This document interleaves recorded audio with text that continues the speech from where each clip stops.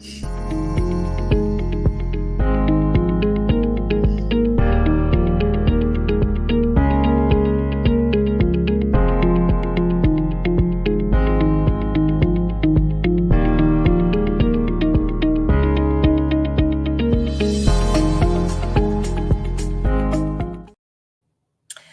morning and welcome to Recipe for Success. My name is Nancy Giacalone and I have a very special guest with me today, Branwyn Lee. She is kind enough to take time out from her vacation, spring break with her kids, to join us today. So very excited about that. If you're joining us for the very first time, Recipe for Success came about because I love to cook. And one time I was in the kitchen toiling away at some little concoction I was making. And I was just starting to think about how there's always a really one key ingredient or technique that is critical to the success of whatever it is that you're making. And as I was thinking about that, I'm like, well, you know what? That's actually pretty true in business and in life as well. So that is how this podcast came about. This particular episode is very special because Branwyn has been through a difficult journey with breast cancer, and we're going to have a very open and honest conversation about it today. But before we get started, I would love for her to introduce herself, tell you a little bit about her background and where she is today. Sure. All right. Thank you, Nancy. Hi, everybody. So I am Branwyn Lee. I am 41 years old. I am a wife, a mother of 3 great children. I grew up, born and raised on Long Island and moved to Chicago about 16 years ago. Worked in insurance for over 20 years. I love to travel, love to laugh, have fun, and I am just thankful every day that I had another 24 to make it the best I could. So cancer definitely gave me a new perspective on life. I will say that. Okay, well, first of all, I should apologize because I said Branwyn. Okay, I've got it now. I will say it correctly. I usually always, like in my head, I was just so convinced that was the right way. I didn't even ask you. So my bad, but we've got that. Things. I'm fine with that. As have I, and they've not always been great. So anyway, I want to jump right into this because we have not tackled this subject from the perspective of somebody that's gone through it before. Sure. And you were diagnosed with breast cancer about 2 years ago? So December of 21. So not even 2 years ago. Okay, so less than 2 years ago. So it's still fresh and raw. And I would like to know, what was your first reaction when you got that diagnosis?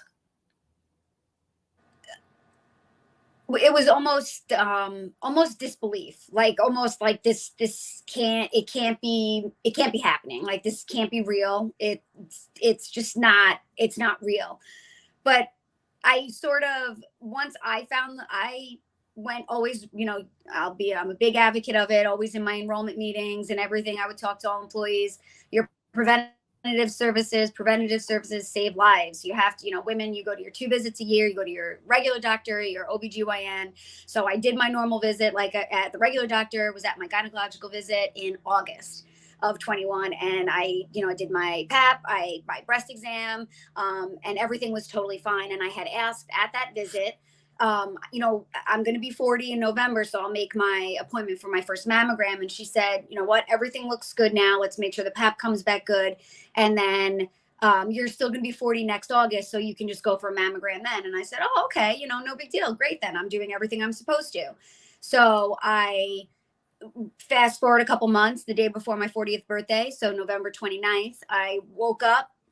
The way my pajama tank top strap fell down, I reached over and I felt a lump. And I was like, I don't ever remember feeling that. And then, so I just kind of started obsessing over it in my head, already convinced, going worst case scenario, like this is cancer. And we got the kids ready for school, and I had called my husband into the room, and I was like, Phil, I'm kind of freaking out. And he's like, all right, well, I can see what you're thinking already. He's like, let's take a step back. He's like, it could be a cyst. It could be just a swollen lymph node, So, okay. I'm like, all right, he's the more level-headed one. So I'm like, you know what, if he's kind of calm about it, I'm just going to calm down. So then I went and dropped everyone off where they needed to go. And I came home to get ready for work. And he came in the room and he said, you know what? Why don't you just call the doctor? And as soon as he said that, it was like my heart just was in my throat. And I was like, okay, if he's now telling me to do that, now he's nervous too. So I was lucky. I called the doctor and they said, hey, can you be here in about 20? We had a cancellation. So I went right there and I met with the doctor, and then we started talking, and he's like, I can see you're worried, Branwyn. And I had known him because I had all my 3 kids and I'd known him from the practice. So we talked a little bit, and he's like, I'm going to send you for a diagnostic mammogram, but I need you to calm down. I need you not to worry. We don't know what it is. So I, tried my best to calm down. I walked out of the office, and then I'm in my car. So, 10 minutes from by the time when I was done seeing him to my car, and I called to make the appointment, and the nurse was like, we don't have the order yet. I'm like, oh, it's electronic. You should have it. And she's like, sweetie, we don't have it. And I was like, well, you should have it. She's like, do you want to call back? And I'm like, no, I'll wait for you to get so it was just, Right. and I told her, I said, I'm not going to be able to stop obsessing until, we figure it out. So I called back in about an hour, and she said, I don't have anything till the end of December. And I was like, well, that's not going to cut it. There's no way, and she's like, well, it's the end of the year, healthcare. And I said, I know healthcare. I do.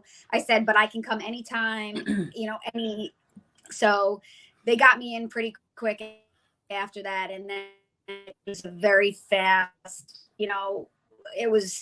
I almost was convinced I had it before I even knew anything. And I just kept telling myself, if you have it, you will have to figure it out. If you have it, you will have to figure it out. And then, going in for the mammogram, I was all ready for work. I was dressed, and, I had meetings after my mammogram, and then just waiting in that room after. And then, they wanted me to have the ultrasound, and then I was waiting. And then the tech came back, and she's like, oh, just a little bit longer. And I was like, this isn't good. Why are they having me sit here? And then they took me into this room with the radiologist, this tiny little room that was all black with my breasts all over the wall. And she asked me to sit down. I couldn't sit down.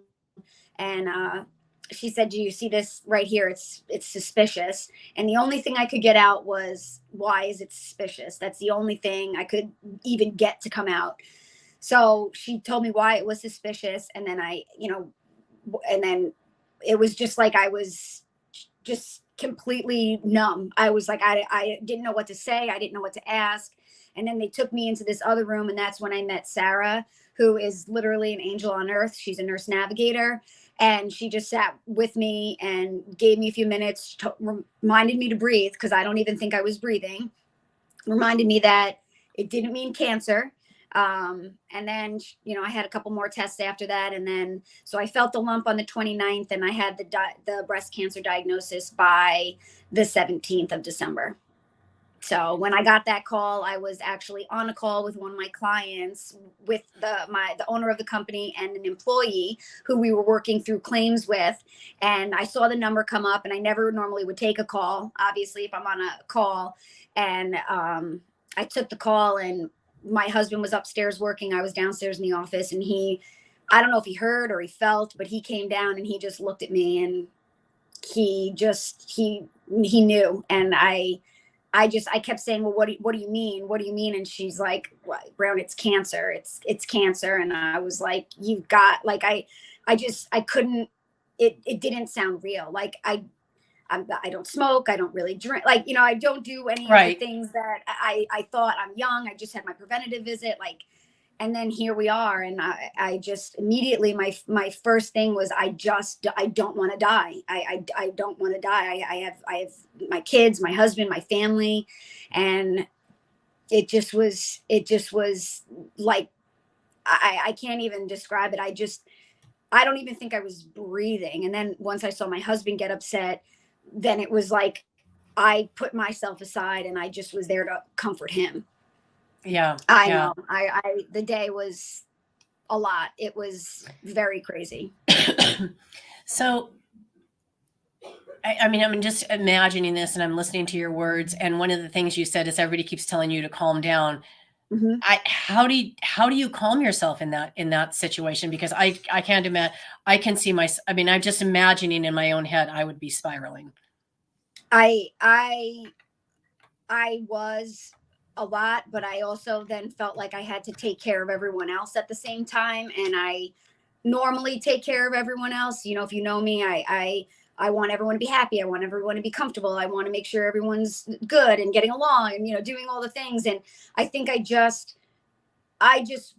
was so scared for myself that I was going to die that I just needed to make sure everyone else was comfortable, like that they knew that it was okay, that I would be there to try to help them in some sort of a way. And you know, I didn't know that, and I, being a type A, wanting to control everything, and then now having absolutely zero control over absolutely anything was very out of control. I mean, so I couldn't calm down, but I knew getting hysterical would not help anything. So for once in my life, you know, I can think of my dad telling me all those years, Brown, you got to calm down. You got to take a deep breath. You know, it's the little, you know, not that it's a little thing, but you gotta remember, you gotta be more present. And I just kept telling myself, you can't, I can't look even 2 steps ahead because I don't even know what's right in front of me right now. So I kept trying to put that into perspective. But then I would just like lose it and go in the bathroom and cry by myself. And I'd call Callie and cry, or I would just, you know, randomly just be driving and start hysterical crying. So then people in the cars next to me are like, "Oh, what's that girl's, you know, doing?" But I just, every time I would start feeling out of control, I would just remind myself, you know, that I could I only knew what was right in front of me. I only knew that I had this next appointment. I only knew that I was going to be waiting on these test results. So I didn't know anything else other than what I was being told. And I had to put my trust in other places. And it was really difficult. Very, very difficult. How did you tell your children? So it was really hard because then I was, like I said, hiding from them, crying. And then my husband and me were, you know, having all these side conversations. So until I actually got the full diagnosis, we didn't want to tell them anything because I didn't want them. I only wanted to tell them one thing at one time, you know? Right. So after I had my initial biopsy, then I met with the surgeon and she wanted me to have a diagnostic MRI, which was, you know, you know, it was horrific because I had to have my mask on and I was face down. And, you know, all I kept telling, even in that situation, all I kept telling myself, because I was hyperventilating and I started having a panic attack, and all I kept telling myself was, you have to be still, because the longer the more you move around, it's going to take even longer. So the 17th is when I got the phone call from the doctor, because my surgeon promised me that since I had the MRI in the morning, she promised me that no matter when she got the results, she was going to call me. It didn't matter what time of the night it was, and I told her I didn't care. So she called me in the evening after I picked up all the kids and told me that with the diagnostic MRI, they found about 6 more suspicious spots in the left breast. So they obviously couldn't tell. She's like, we're not going to do a biopsy on them. She's like, but a lumpectomy is out, and now your decision is going to be mastectomy or bilateral mastectomy. So that night, we called the kids down. Phil and I were sitting on the sofa. We called all 3 of them down. So Amelia was 11, Quentin was 8, and Marcus was 4. And we called them down, and they've been exposed to cancer because my aunt is a cancer survivor, and they, you know, we talk about a lot of things. So if we're out somewhere and they see someone and they ask a question, if someone has, you know, like a head wrap on, Sure. you know, we explain, you don't stare, you know, things like that. So they've been around it. My aunt went through it. We couldn't see her. They're very close. So we would go wave to her at the window and stuff. So they understood what cancer was, what it is. So we called them down. Amelia got very, very upset. And she was like, please, like, I don't, why is this happening? And I said, you know, I don't know why this is happening. And, you know, she said, but you take care of yourself. And I said, I know. And, you know, and then Quentin is my middle guy, who's more very quiet and sort of more shy and very sensitive.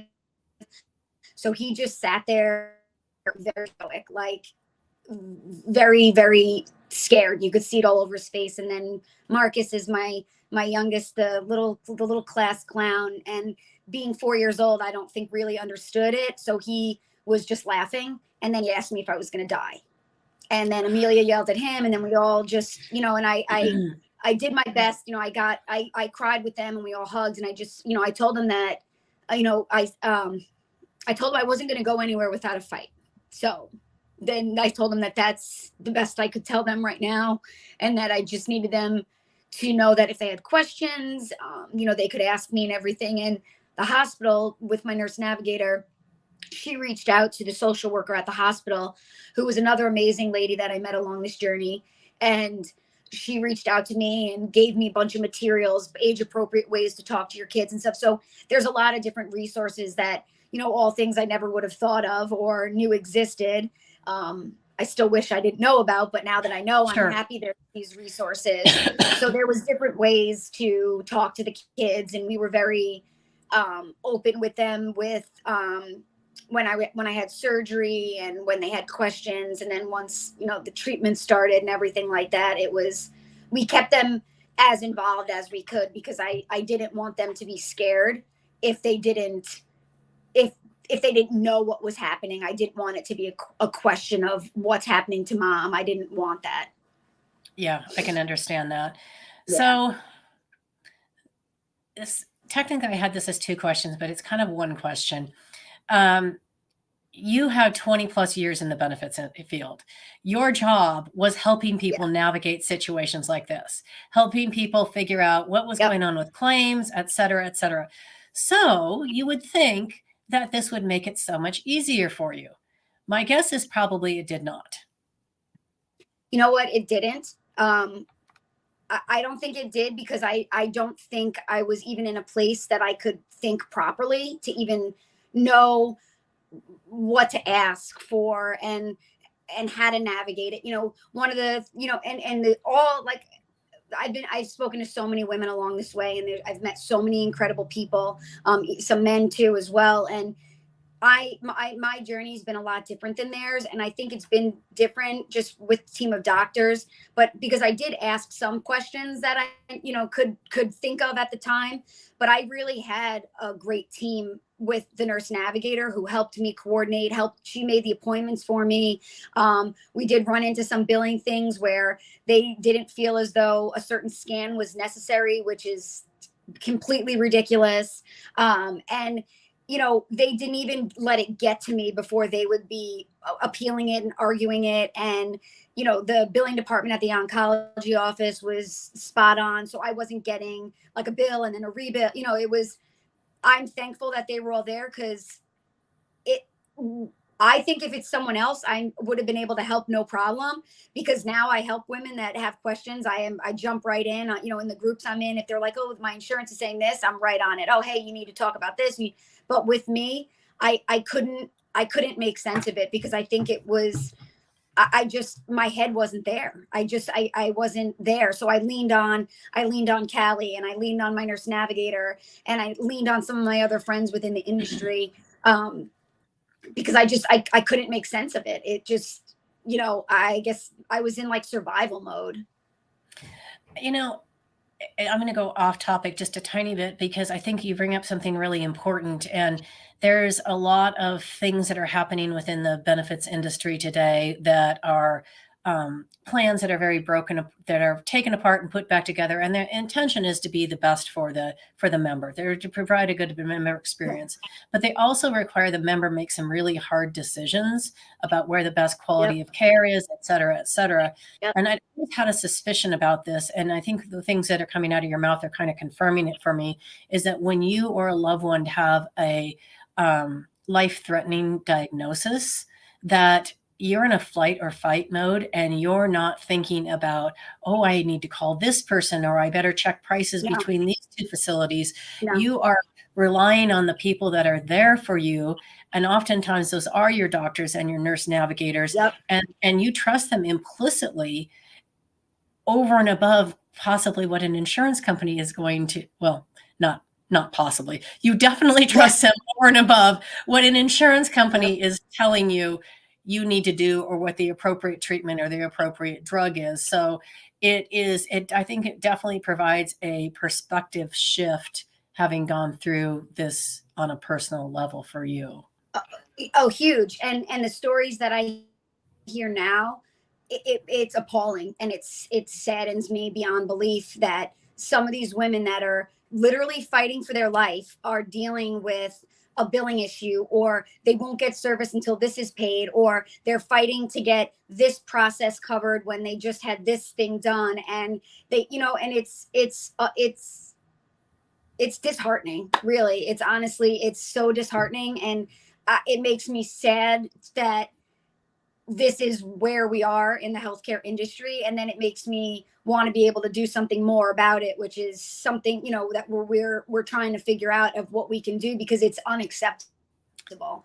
I mean, and with any diagnosis, I mean, any type of cancer, like you said, any long-term disease, that you need help navigating, you need help. I knew enough to ask, about in network and stuff. So that was one of the things I said to Sarah, and she's like, I got you, Branwyn. And I said, okay, I just want to make sure. And she's like, no, I got you.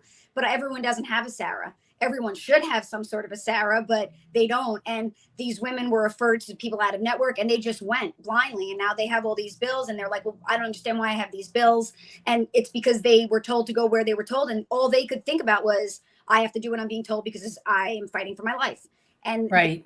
Whether the facilities don't care, or they don't know, I don't know what it is, but there's a major disconnect between all of it, and it is just it's not acceptable on any level.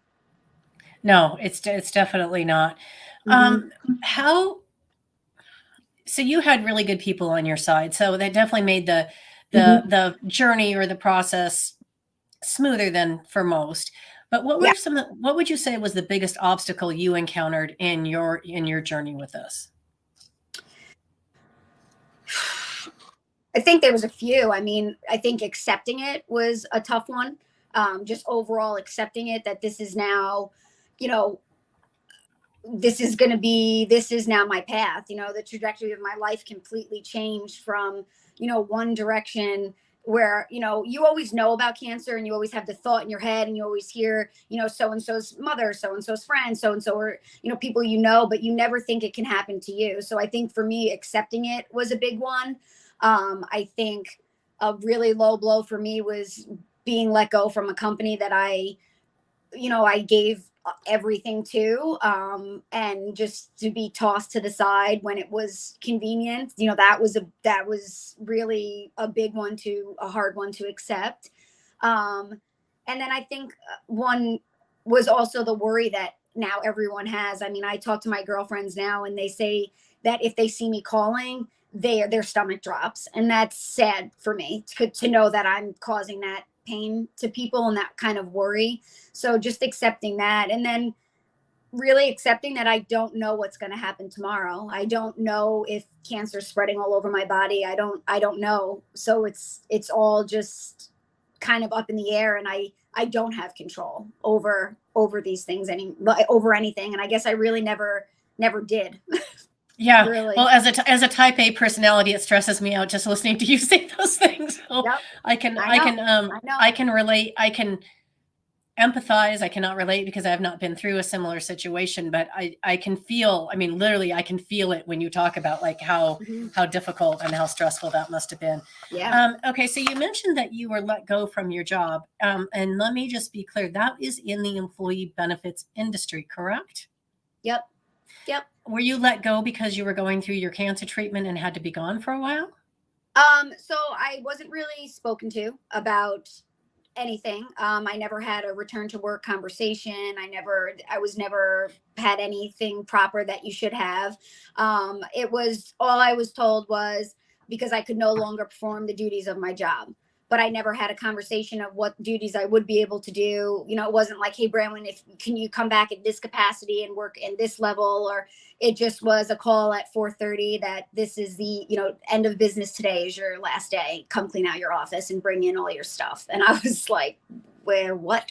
So it was not something I thought would happen, especially from a company that I worked for and, the work I did for them. And I guess just on a human level, let alone a business level, I didn't expect that from a company really. But I've been, kind of learning all new things now. So I guess anything's possible. That's true, and it's unfortunate because I've seen both things. I've seen the experiences like what you're describing, and we have a good friend who's going through. I mean, she's it's a horrific cancer battle, and she's with a school district, and I mean, they still have not terminated her, and she's been off work. She literally has not worked for 9 months, and they're Well, keeping her on because they, they good. care and they're doing everything that they possibly can for her. And I mean, I Yep. don't think that necessarily speaks to school districts in general, but it in that particular district has made, every effort to support her in every way that they can. And it seems to me that that's just a human that's decency that thing. that's what it is. And for just, and I obviously don't know her, but just for her to have that level of knowing that they care about her like that, that's one less worry that she has to have right now is huge. Because for me, it's like now that's another worry. Now it's like I wasn't even done with treatment. So it's like I wasn't ready to go to work yet. And it's like now I'm worried about my family. Now I'm worried about this. Now I'm worried about that. And thankfully I'm on my husband's benefits, and his company has been incredibly wonderful to not only to him but to me and to the kids. I mean, they did a fundraiser for us. They did a donation in my name. They're told Phil, whatever you needed with my treatment schedule, you take her where you need to go. And I mean, all the things that I thought my company would be doing, his is doing. So there are companies out there, school districts, whatever they are, that do really still have that human level. And I'm thankful that I have my benefits through his work, because if I would have just been let go, they stopped all my benefits. It was the 14th of the month. They stopped any benefit I had on the 31st. And with that being said, when they stopped my benefits, they didn't even give me all the information for my life insurance. So I lost a lot of my life insurance. And being in the employee benefits, you can't get life insurance once you've had cancer within 5 years. So now I have what I used to preach to everyone about having 6 to 8 times your annual earnings. I do not have that. So that is another huge stressor of mine, because now I'm underprepared for if something does happen to me. And that makes me that is very nerve wracking. Yeah, there's a question that says, "How come we aren't protected? How can they let you go when you're sick? That's awful." Um, You should be protected. There are I'm not gonna, I'm in no place to go down a rabbit hole, but you should be protected. And there just were a lot of, I guess, what, a lot of T's that weren't crossed and I's that weren't dot, that they just dropped the ball time after time with their processes. But it goes to show just the disorganization of the whole entire company that I was at, that they just didn't follow procedures. So there could be a lot of issues, but I just don't yeah, and I I don't don't want to have throw anything. I But don't want to throw anyone under the bus publicly. That's no, of not my course. intention. My intention, but No, of to course. answer her question specifically, depending on the state you're in, there are different protection levels of protection. It also depends on the size of your employer. Generally, Yep. employers with 20 or fewer employees are not required to protect a job because they can't afford to Hmm. hold that space. So, but generally, in general, larger employers are required to Hmm. take appropriate to to not just let you go. So I will just Yep. put that out there in general. Yeah. Yep. Okay, so I would have to imagine that your mental attitude, your mindset, your mental health had to be like one of your biggest things you had to take care of every day. Yep. So that it was a really big shift for me. So I've suffered from depression and anxiety a long time. A lot of time with depression, just and people would always look at me and not see it, because I was always overly outgoing. And I would deflect, and my they would never know, because I would just be so outgoing towards them and happy go lucky, but inside, so for me this was a time, you know cancer is a horrible thing. And it did do a couple good things. And I think one of the things that it did for me personally was made me realize how important I am, and how that if I'm not okay, if I'm not taking care of me, number one, that no one else, husband, anything else is not going to fall in place. My relationships with friends and family, so I started putting myself first and realizing that that's not selfish. That it's okay that I can take 5 minutes for myself. I can take an hour for myself. I always went to therapy. And then just with work and stuff, sometimes I would go every 2 weeks. I would go, sometimes I'd stop going, or sometimes I'd get so low that I just wouldn't go. But once I got my diagnosis, I called my therapist and I told her that I want to meet weekly, regardless of my schedule. Even if I'm so sick from chemo, I need to check in every single week. And some weeks we check in and it would be a 3-minute call because I'd be so sick. But I needed that accountability, and I needed to be able to know for myself that I was showing up for me. And I knew that I needed to not focus on what I had been like and what I could be like. And I just had to be present in the moment and just try to get through each moment. Sometimes I could literally was living minute by minute. Sometimes it was an hour by hour, but I just knew that if I crumbled, that I was not going to be able to fight for myself the way I needed to, and then the way I want to be there for my kids. So I just kept telling myself that I was fighting for me. I was fighting just to keep me going. And that was a big shift for me, because it wasn't about everyone else. It wasn't about anything from the outside. Do you, because I have no personal experience with this, but do you think that most people going through cancer are encouraged to get the mental health support that they need? Because I think that piece is really left out.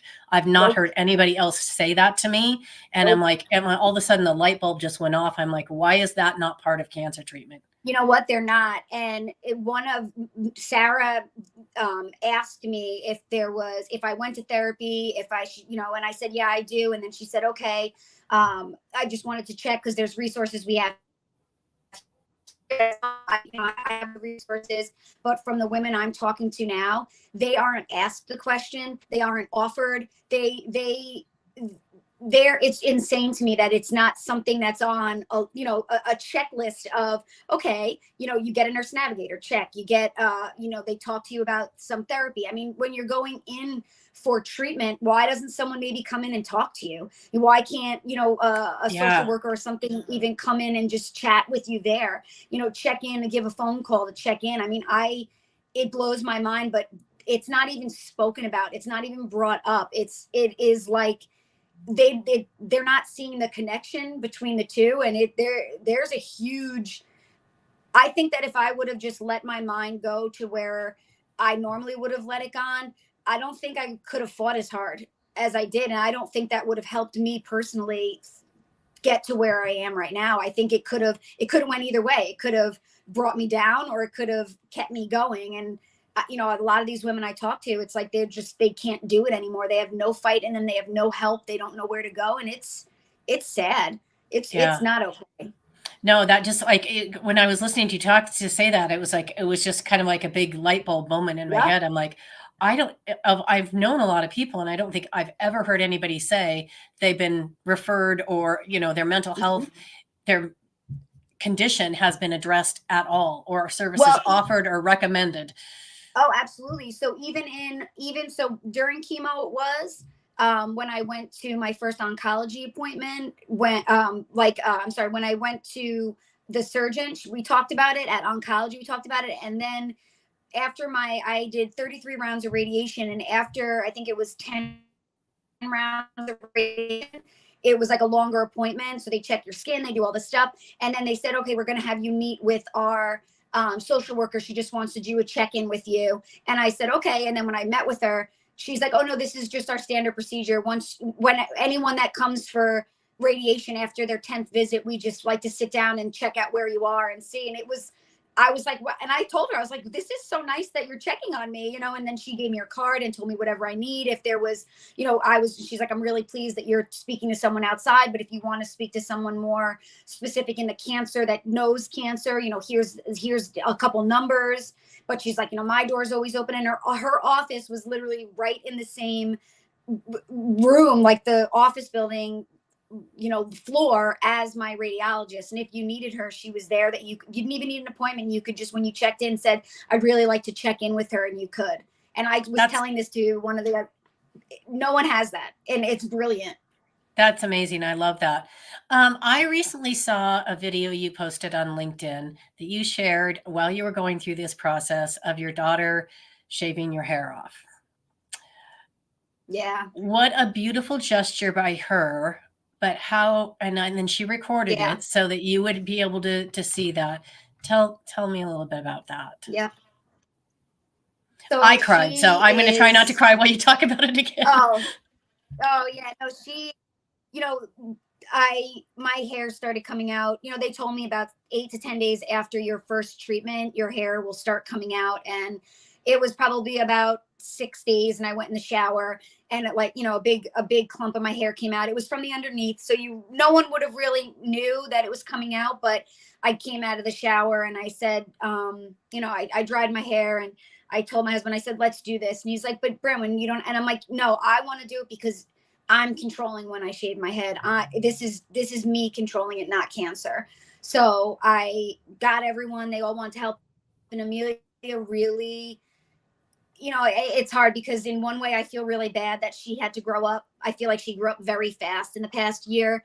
But then on the flip side, I'm just so incredibly proud of this young lady that is just kind of blossoming. And she is so empathetic and just such a kind girl, and has been nothing but strong for me. And she, you know, her thing is like, it's hair, let's do it. Like, you want me to shave mine? I'm like, no, please don't, your beautiful curls. Like, you know, but she's like, Mom, let's do this. And then she recorded it, and she was just very, you know, like I said, we were, you know, she put that video together, which I was so proud of, because she was so good at that too. But, you know, we did laugh, we cried, and, you know, she did one side, and then I looked silly and stuff. And having her there and having the kids be a part of it was something that I needed for myself, because I was so scared that I wanted them to be with me, to kind of be okay with me. I didn't want them to be scared.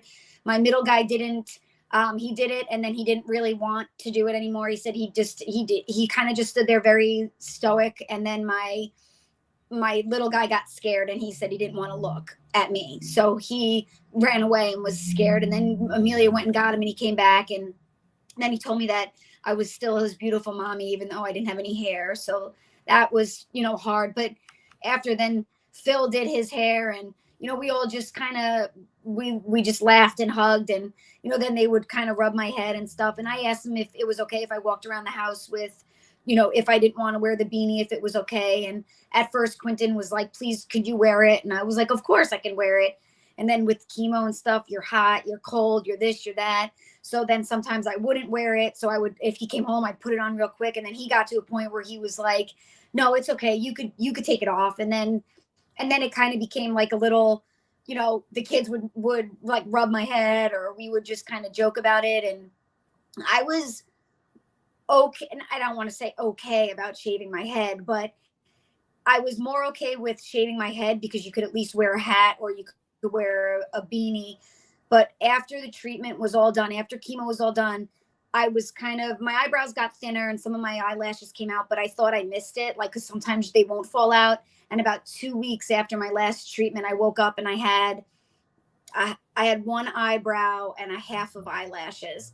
And I went in the room to Phil, and I was like, what do I do? Like, do I rub them off? And then I cried, because then I looked sick then. And that losing my eyebrows and eyelashes hit me really hard. Like, it was bad. But I just kept praying that they were going to come back. That's it. And then I just put it into perspective. I'm here. I'm alive. So anytime I would focus on something like being sad about my hair, or I just kept thinking to myself that I'm here, I was actually, and this gets me, but I was actually given a chance to fight. And there's so many women and men and stuff with any kind of cancer that wasn't even given the option to fight or the time to fight. So forget hair, forget all these little things that don't matter. So I just would immediately, I'd acknowledge the thought, I'd recognize the thought, and I would push it to the side, and then I'd find a little silver lining of some sort, because I was given the chance to fight, and I wasn't going to take it for granted or be, worried about something insignificant about my eyebrows, which did come back. So, Yeah. You made a comment that you're really proud of your kids and you feel like, especially your daughter, had to grow up sooner than later. But I think you should really take the time to acknowledge yourself and be proud of yourself as well for including them in your journey, and not because I think it's scary to know what's going on, but I think it's way more scary not to know what's going on, especially as a child. So I think that the way you've handled this has been absolutely beautiful. Thank you. Thank you. Yeah, no, I needed them to know. I don't want secrets, with things like this. And I've met women along this way, and I met one lady, we're talking about, this, and she traveled a lot for work, and she was having a mastectomy with reconstruction, and she stayed in an Airbnb for 2 weeks, had the surgery, went to the Airbnb, and never told her kids, only her husband knew. And I couldn't imagine doing something like that, because what happens if you went for surgery and something went completely wrong? Yeah. I couldn't do that. That wasn't but everyone, it's so unique, because you might have the same diagnosis, but no one's path is exactly the same at all. It's all so unique. Yeah, yeah. Well, okay. So I'm gonna bookend that sad story with the good story, which Yeah. you did this absolutely lovely photo shoot after, of course, you have short hair now, your eyebrows have grown back in, and you did this lovely photo shoot, which I thought was absolutely stunning. But what prompted you to Thank do you. that? How did you get there? So my friend Callie had done her headshots, and with Michelle, who is amazing at organic headshots, and she went through her own journey, which Callie had told me, when she was there getting her headshots, that she went through an infertility journey and documented it and did that. And I really did document my whole journey, not necessarily to show anyone else, but other than maybe myself, if I ever wanted to look back. And then so Callie suggested, well, what about if you went for, what if you just talked to Michelle? So Michelle and I got in contact with each other, and we were talking, and then I told her kind of my story and, what was going on. And she shared with me her story, and she was like, I would love to do something like this. I think it would be really cool, because I opted for an aesthetically flat closure, which is, you call it a flatty. So, which I didn't know. I learned all this stuff. So I opted for that. And she had the idea, this really great idea, do this really like glammed up look, because in our culture there's so much emphasis on, with women with breasts, that's what makes you a woman, that's what makes you sexy, that's what makes you feminine. And yes, but no. I feel as though for me, my breasts serve their purpose. I breastfed my 3 kids. So I never was a very large chested woman. So it was, not that it was like, oh, okay, I need to get them, taken care of or whatever, but they didn't define me, and I'm strangely okay. I do have prosthetics, and it's cool, but I kind of wear them if I want to, don't if I don't. And it's whatever. So when I was talking with her, she's like, what if we do this really glammed up look, but with no breasts, and we show how beautiful you can. And I was like, oh, that sounds cool. And then she said, and then what if we do a more casual look with breasts? So it's like, here's a normal person, so Right. she just had these wonderful creative ideas, and then I just went for it. And it was, I had Callie, I had Dory, who is Callie's cousin and a friend. She did my makeup, and Michelle taking the pictures. And we all laughed, we all cried, we did, it was just this amazing experience to be surrounded by, to share with these women and feel comfortable enough in my own skin. And it was the first time that anyone else, my husband, but other than anyone else, has seen me with nothing on. So it was I was very vulnerable, but at the same time, very comfortable in the environment. And I just felt it was really important because I am still me. I'm just not exactly who I was. And maybe my body's not the same, but it doesn't change me. I'm still Bramwyn, but I just have a completely different appreciation. I used to worry about different things that about your body, about, everyone has them. They're all their hangups on their body. And now I'm like, damn, look what my body did. Look what it endured. Look at all this stuff. And I felt very proud to be able to stand there with my shoulders back and feel that level of confidence that I don't think I ever felt when I had breasts. I don't think I ever would have done something like that before this. I don't think I ever would have done anything like it. Well, I thought it was really interesting because the photos were beautiful. I saw a number of them. But what really struck me, because I went back and looked, I'm like, well, what'd she look like when she had hair? So of course, I'm Yeah. curious. So I went and looked, and I'm like, I think honestly, like with your short hair, I feel like people see more of you. Like it's more you. And Yeah. it's a beautiful thing. I mean, you radiate now. Thank And you. Thank you. I think it was a little subdued before. It's just my Thank personal you. opinion as somebody who doesn't know you No. well, but that was one thing that just like jumped out at me. Well, if my mom's listening, she's clapping. She's clapping loudly at that because she hated it. She always wanted it short.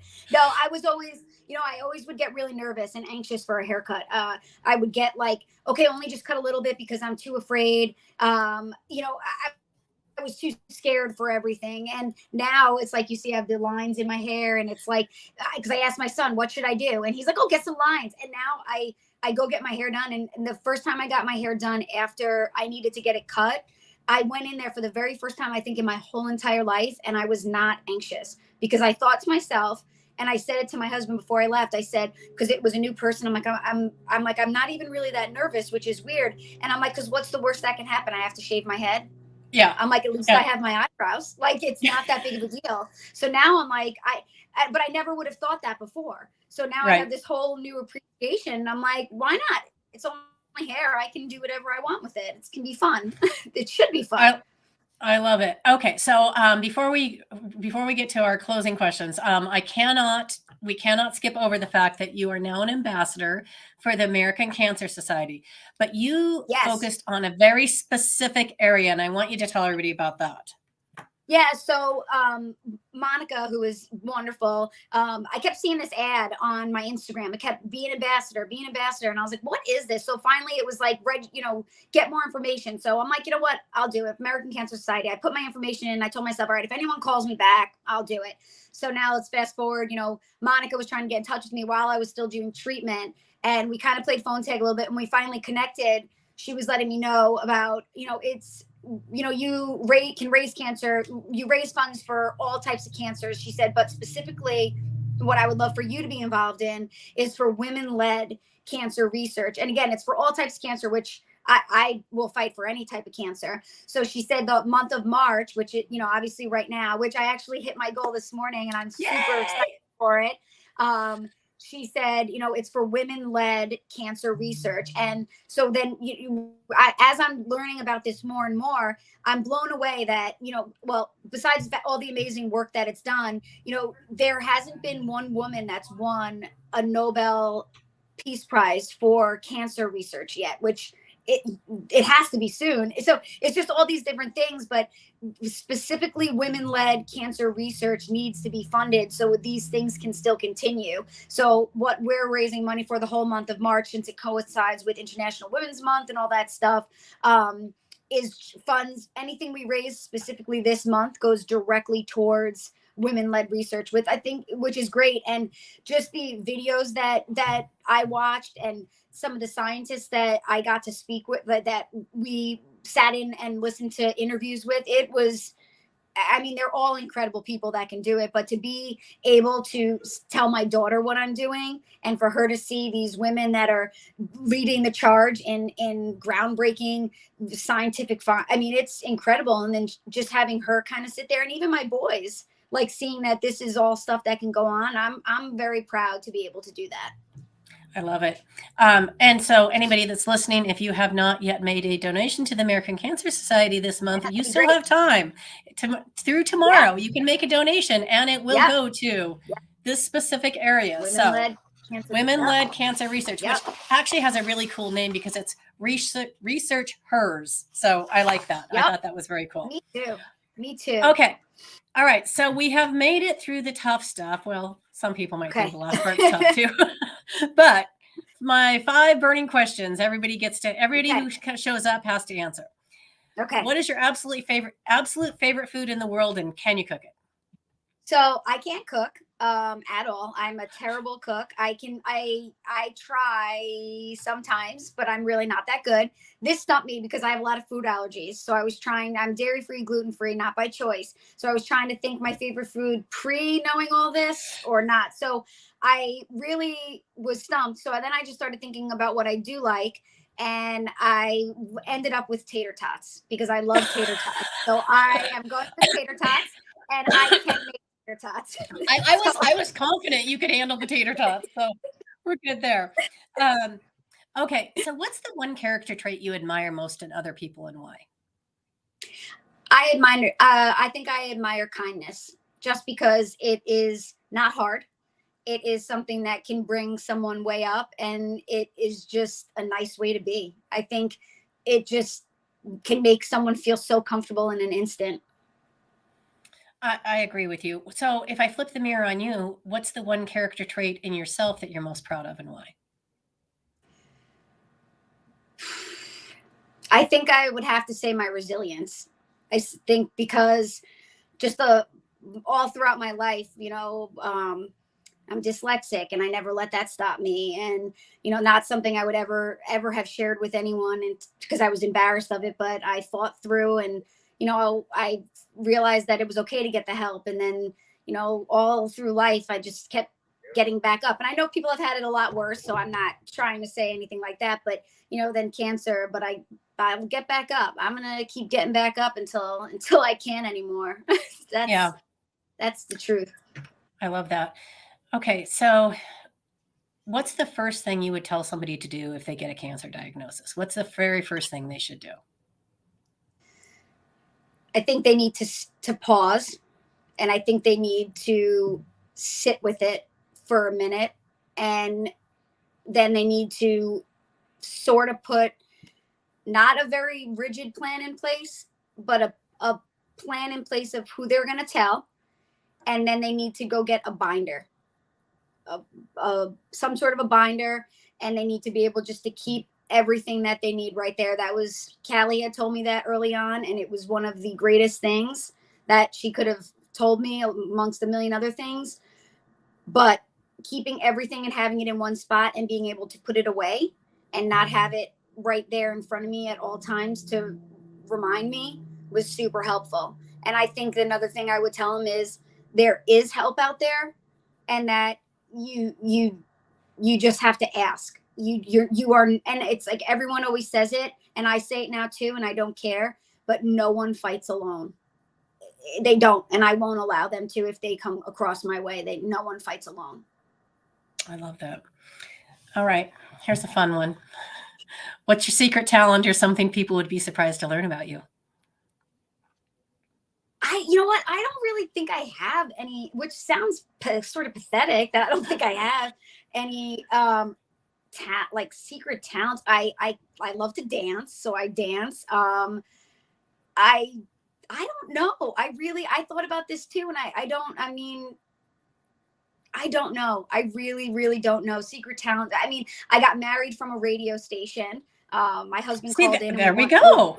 We won our wedding on a wild wedding. We got married with, I think, 9 other couples. So there's something that's weird, I guess. But I don't know. I think I'm kind of normal. I'm loud. Okay, well, hang on. Callie has something else. Guitar? A leg guitar. Yeah, because I said that to her. I'm very good at the leg guitar. Yeah. Oh, that's funny. I like the radio station story, though. That's a good one. Yeah. I like that very much. Okay, last question. So, who's the one person, famous or otherwise, living or deceased, that you would most love to have the opportunity to sit down and have a really good conversation with? I thought long and hard about this too. I was up the other night just thinking, I mean, literally the food question and the talent thing. Oh, my sister says that I can make a bad situation a positive spin. Well, that's true. Thank you. That's true, Bridget. The one person I think I would really like to meet, I was going over it and I was like, of course, I'd love to have a conversation with my Nana. I would, and all these, and my grandma, I was thinking about all this, but one person I really wish that I would have been able to meet or come across, I think I would have liked to meet Betty White. I really love her.